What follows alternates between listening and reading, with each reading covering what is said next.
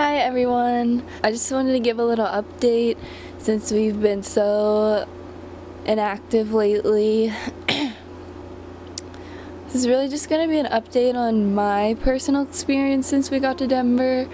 I don't know if Eric will do his own video, but I kind of just wanted to speak for myself because we both had super different experiences since we've got here. So I feel like my experience has been nothing like I thought it would be at all. This is completely wasn't my plan. Number one, I feel like I was really unprepared. I think it was because I've never moved to a new place far away before. I've moved to different states. I moved to West Virginia when I was in college, but that was like a temporary thing. It's not like permanent. And I moved to Ohio, and that was only for a year. I don't know. It just seems like moving across the country to a completely different place where there's a completely different culture. It's just very different, and I definitely didn't do enough planning for sure about what I was going to do when I got out here for a lot of reasons. I definitely didn't want to have to get a job, but it seems as if I have to do that, which is okay. I'm just happy I'm here, and it's so beautiful here, you know. You gotta do what you gotta do. Yeah, I wasn't really prepared with a job or a source of income, which is really important, obviously. I was kind of depending on other things for that. But when we got here, we realized we weren't prepared. So it took us a while to even start making money as soon as we got here, which is okay. But it was just, you know, I wasn't prepared, so I didn't expect any of this to happen.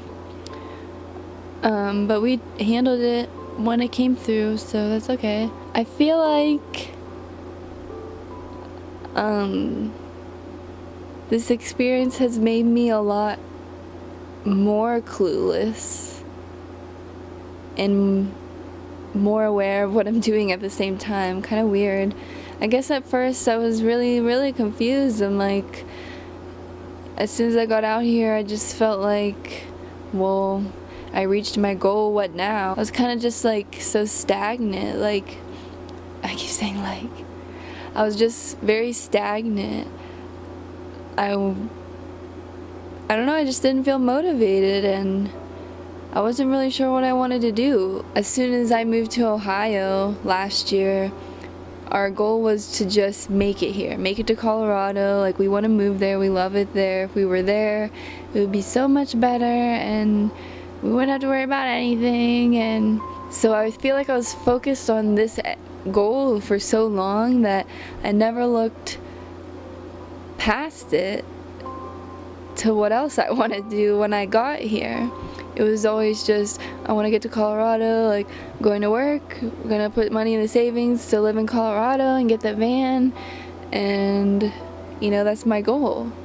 So, yeah, I didn't really think about what I wanted to do when I reached that goal, and I feel like as soon as I reached it, I was like, now what? Sometimes that happens to me a lot. I think because I fantasize the goal and I don't really look at reality, I think that when I make it to Colorado, I'll be so much happier. I wasn't saying when I make it to Colorado all my problems will be solved, but I was thinking that unconsciously in my head, like, all I have to do is get to Colorado, everything will be good.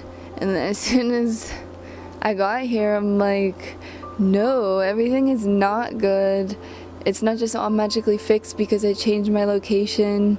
I don't know why I convinced myself that it would be, but I thought that life would just make sense as soon as I got here, and it's like, life doesn't work that way. It didn't make any more sense as soon as I got here. Honestly, it's got a little bit more complicated. I mean, actually a lot more complicated, but that's the price you pay for following your heart and just being free. I mean, I don't, you know, it's things that I didn't expect. Yeah. I feel like also with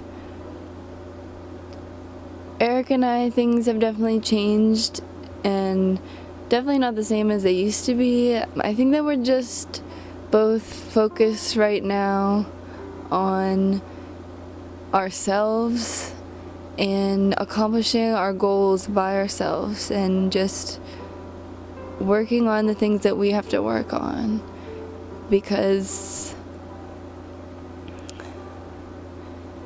I don't know, this experience just made me realize that I don't really know everything that I thought I do, and I don't really believe in a lot of things that I thought I did.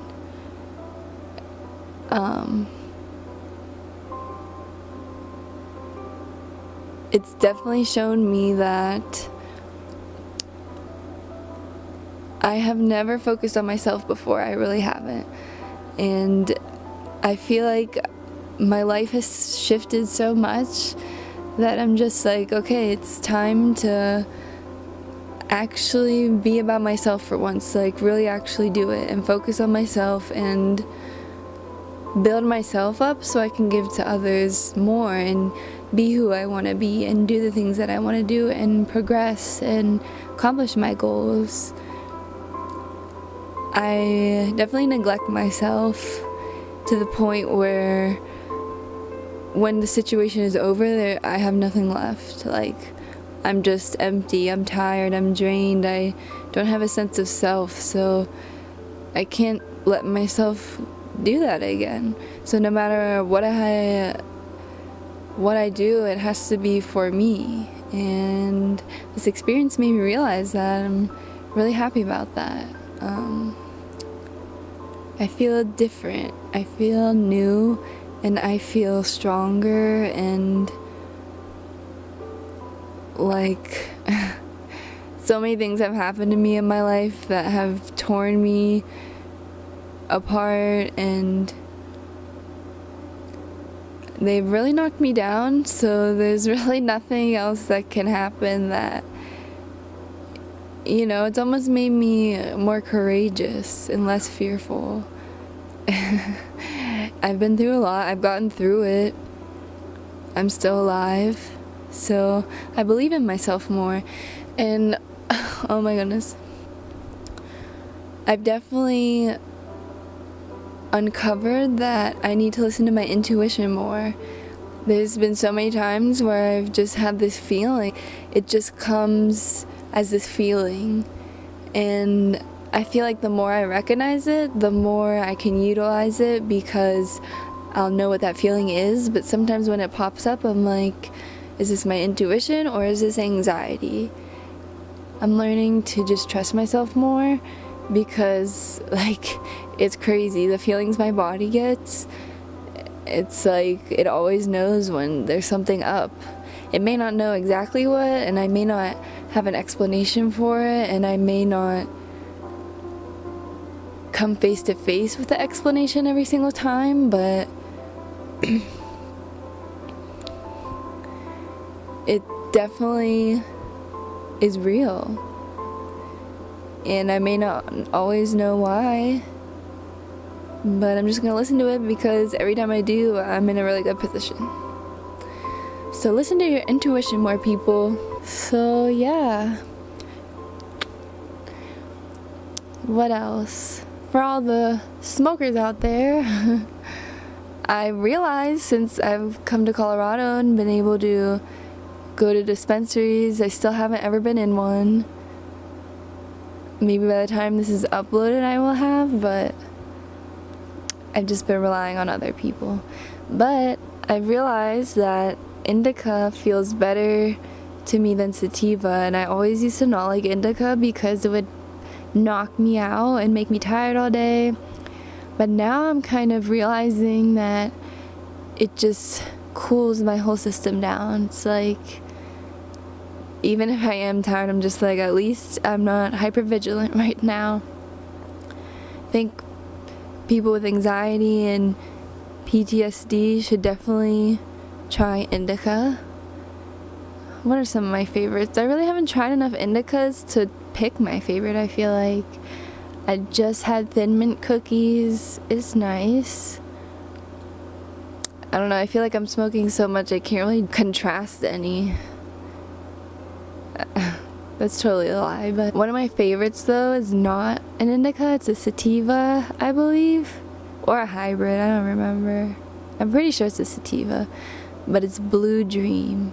It will get you so motivated. It will have ideas popping into your head that you didn't even know you had, and it's one of the number one strains for PTSD, so it's my favorite. It's so therapeutic. But I haven't had it in a while. I did have Blue Dream resin.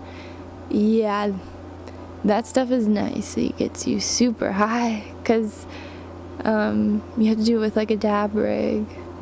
It's like a dab, so yeah, update. Had some CBD water. I love CBD.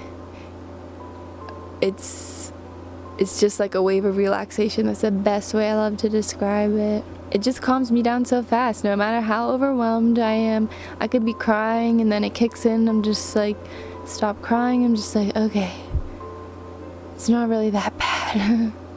So I love it. That's really all I have to say. Peace, y'all.